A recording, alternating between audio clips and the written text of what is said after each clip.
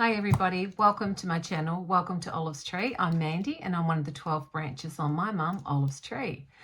The last video that I posted up was about quilt as you go hexie, which, you know, I just love to do. And I mentioned in that video that you could make one of these quilts very, very cheaply by using fabrics and worn out towels or blankets or, you know, denim that you've harvested off jeans, that sort of thing.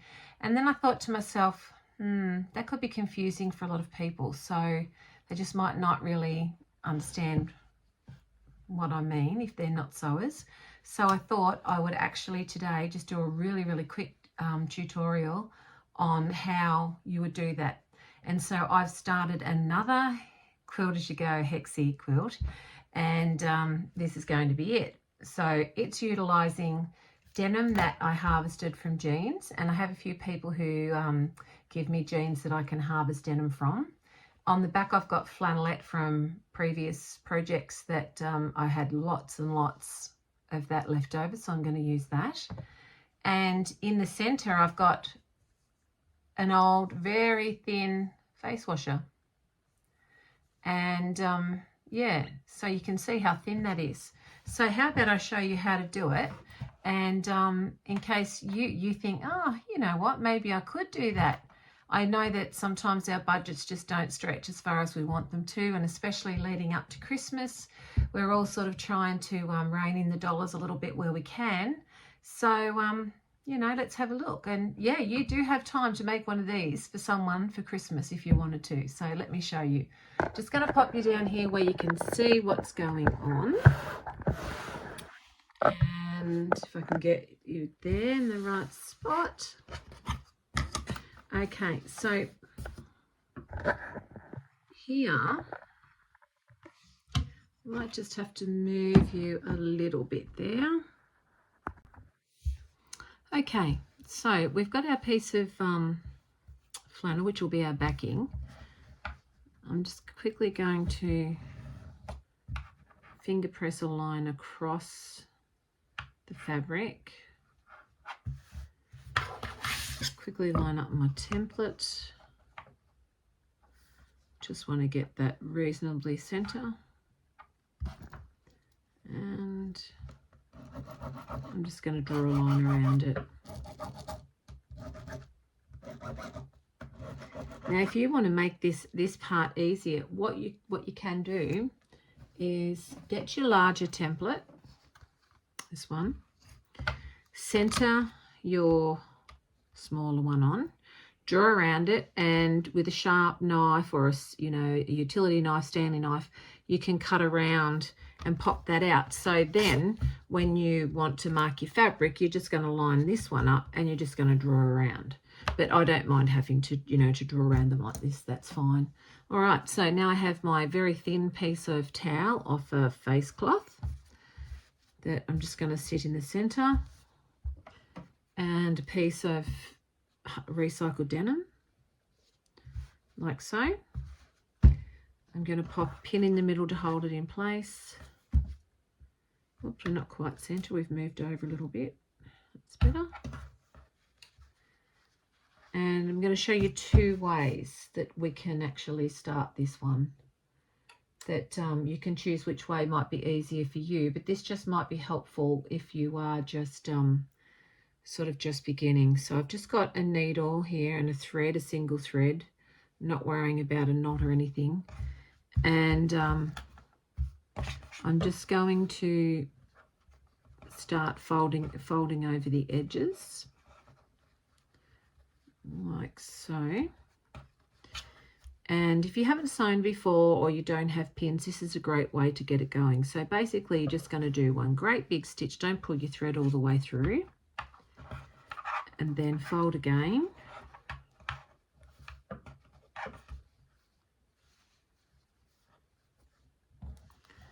And same thing, just go down and come back up halfway or something. Doesn't have to be, you know, completely spot on.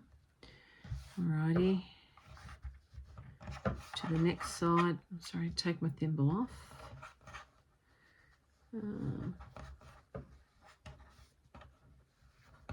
So I'm just folding over the same way, and then I just stitch down through that corner, or I'll come back up like so to the next one. There we go. Same thing. Get the needle down, around.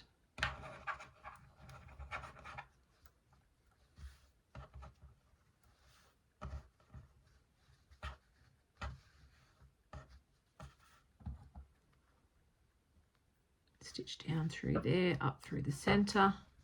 I've got a very short piece of thread on here, but I couldn't be bothered rethreading it, so I'm hoping that it will actually just be enough to get us there. But anyway, we'll work it out.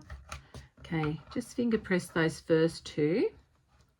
Make sure that you've got them so that they'll sit nice over and over, down through the air, up through the center, and I'm going to have just enough to go back down through there. That'll be fine, I think. I hope so anyway. It's close. All right. I can start on that corner and it won't be a problem. So if you didn't have pins and you had, say, a safety pin, you could just put a safety pin in the middle to hold it if you don't have pins and you only have a needle and thread. That's what you want to start with. So that's what I would do. The other option is that you can pin them. Now, if you pin them on the front, the cotton gets stuck in the pins. You can pin them on the back. The only drawback of pinning them on the back is you really need to pin a very small area. Otherwise, it's quite hard to get the needle in to sew. I'll just show you what I mean. So I've already started going around this one. And what I'm going to do is I'm just going to catch it up to the corner here and just show you how you would keep going if you you had it pinned on the back, or like what I would do. Not saying that's the right way to do it, but what I'm saying is, you know, this is another option because they do catch, the pins do, you know, can catch in the thread quite easily. So, you know, I've taken that one out. I'm just holding it between my index finger and thumb, and I'm, you know, going to catch that now. I'll pull it back where it needs to be with a stitch, and then I can come back through and travel out to the corner, the same as what we did on the previous video. Just a little stitch in and another. We want to make sure those corners are nice and secure, and as you can see, that's held together. So I'll just do a tiny little stitch here just to help give it a little bit more stability, and then I'll just start and go around, keep going around the hexie, just nibbling through the denim and catching a little bit of the toweling and coming up through the flannelette. Don't go around, you don't want to ever see stitches on the back. We don't want to go through the back. We just want to keep going through the top two layers, so your middle layer and your top layer. And then as I'm getting closer to the corner here, that I can feel that pin, you know, you're trying to hang on to it or trying to hold the fabric without it being in the way, and that's okay to get to that point. So I've got to there and I've come up through, so I'll just pull that out. All right, so I'm just going to keep going. Enough talking.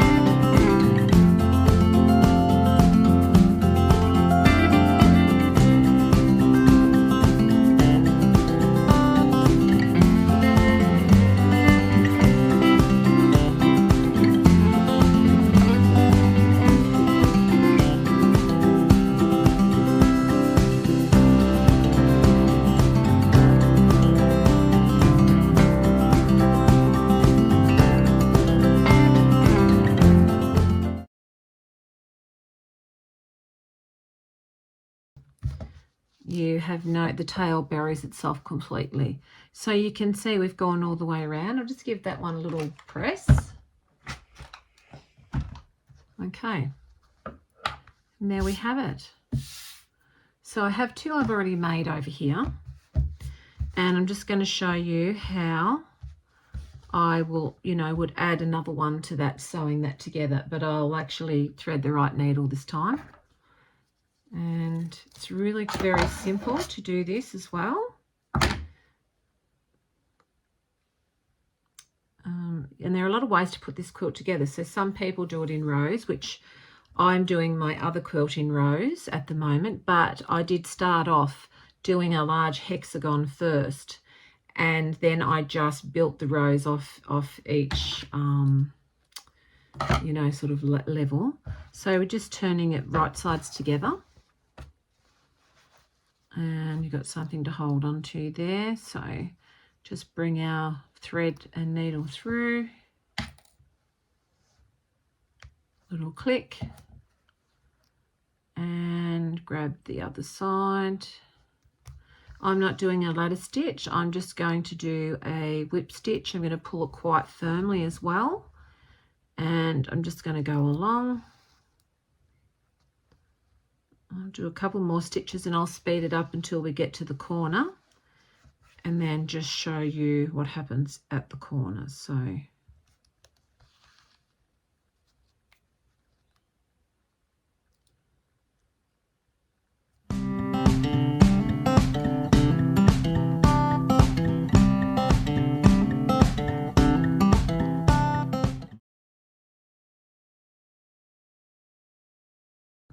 you can see there's still a little gap between here and here. So then I just go down into the area where the edge of that little gap begins, and I come back through with another stitch. Okay, and then you will just fold this in half, and I'll treat this corner the same. So I'm going to start on this corner. So I'm going to do a little lock knot there, and I'm just going to keep going until I get to the end.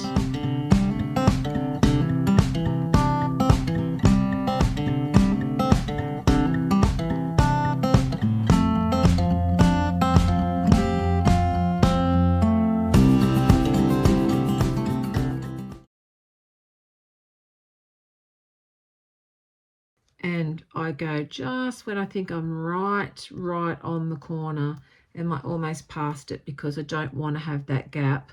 But if I do have one, when I add the next piece, I'll do what I did on the previous one, and I'll go back and add a stitch in there. So then I would just do a knot there, and I would repeat that, and then I'll just tie a knot in the thread and poke it down through the flannelette. Doesn't need to go anywhere else. Pull it out here. We'll hear the little click, or I'll feel the little click. Sometimes you don't hear it. Press down on the fabric, and there you go. So you can see there's nothing there. So when you turn it over, you've got really nice tight seams with no gaps. Corners are all caught in, and that's all there is to it. Now, the other thing I just wanted to say, so I know I did say that you could quilt around inside these if you wanted to, but you actually don't have to. But I'm just going to so I know I said that you can actually quilt around these, which you can, and I'm going to pull this out again, so I'm just going to quickly do a couple of stitches to show you what I mean by that, just in case you think that might be something you want to do. And so you would just bury your thread, and let's just say you want to quilt this close. So you would just, I wouldn't do a small quilting stitch on this. I'd do a large quilting stitch, and I'd use a fabric that will show up. So on here I've got a black, and so can you see how I've just sort of done, you see you're going to get, say, 3 stitches on each side or whatever all the way around. Now that will show through on the back. And the other option that you can do, if you think, oh, I don't want it to fall apart, what if it does? You don't have to quilt it that way. What you can do is go down and up, so you through all the layers, then go down and up again. And you could use a crochet, fine crochet cotton for this would be okay. And then what you would do is you would tie it. Everybody has a different way of doing these sort of tie quilts, but I like to go through the loop twice. Whoops, if I can. Okay, so I've got it twice, and then you're just going to pull it down, and then you'll tie it again. So you're basically just tying a knot, but you've gone down through the fabric twice. And then you would just come along and snip that off. Now there is an invisible way that you can do that. So you can do it the same way that we did before, where we buried the thread. Then you would just go, I haven't got the thread on mine. Oh, so I do, here's one. So you would go down through and you would come back up like you would start, bring your thread through, and you would have a knot on it, so it would be buried. And then say this is the center, you would go down and up through all the layers, and then you'd go down and up again through all the layers, and you'd do a little knot, and then you'd tie a knot, and then you'd go back down into the other side of your little fastening there and pull it through, and you'd get the click, and then you would cut it off. So you would have that tiny little dot there, but it's through to the other side. See that tiny little, and that will just help keep things nicely together. So you can do, you know, there's a couple of ways you can do that, or you can just leave it as it is. You can just leave it. So anyway, that's about it. And so for an almost free quilt, it is actually really, really easy. And I'm sure if you had a look around, you'd have lots of things at home. Maybe old flannelette pajamas you could use for the inside. As I said, sheets, towels, old woolen blankets that, what, you know, those old itchy, scratchy things. You know, lots and lots of stuff. I actually found, so after I said the other day I'm going to keep going with this because I really like it, and I have so much of the flannelette, I actually came across this.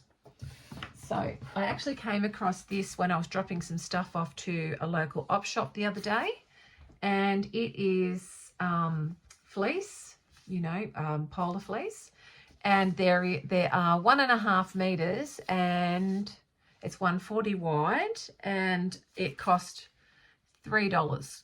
So my cost for this quilt, because I already had everything besides the cotton, is $3. So that's something that you can do too if you've got even tracksuit material, off cuts, as I said, fleece, anything like that at all. So just get started. You can always start your quilt, and if you run out of something to put in the middle, have a break. Have a couple of weeks off or whatever until you find something, or, you know, just have a little bit of a scout around, but just get started and, you know, enjoy the process. So anyway, I hope you've enjoyed the follow-up video to the Hexi Quilt As You Go, and I hope that you're interested in making a quilt that is, you know, almost free. So I'd love to see any quilts or projects that you do make where you've recycled fabric to do those, and yeah, that'd be really good. And if you do start and you need some help, pop something in the comments, and I'll see what I can do to you know, get you going again. So anyway, take care. I hope the world's treating you kindly today, and I'll see you in the next one. Bye for now.